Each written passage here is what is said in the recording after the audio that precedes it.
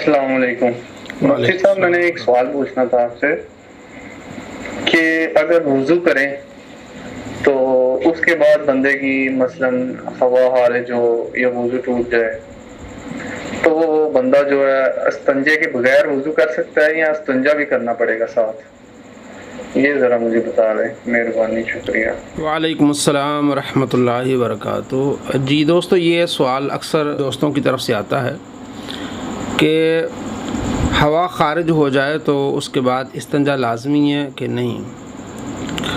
ہوا خارج ہونے کے بعد وضو ٹوٹ جاتا ہے، لیکن اس سے استنجا لازمی نہیں آتا۔ آپ سو کر اٹھے ہیں تو آپ کا وضو ٹوٹ جائے گا، لیکن اس کے ساتھ بھی استنجا لازمی نہیں ہے۔ آپ کا خون بہہ گیا ہے دانتوں سے یا جسم کے کسی حصے سے، آپ کا وضو ٹوٹ گیا، لیکن اس سے استنجا لازمی نہیں آتا۔ صرف استنجا اس وقت لازمی آتا ہے جب آپ بڑا پیشاب کریں یا چھوٹا پیشاب کریں۔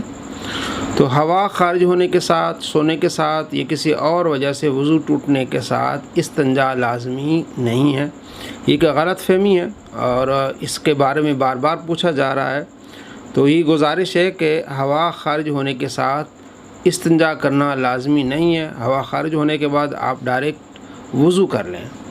السلام علیکم ورحمۃ اللہ وبرکاتہ۔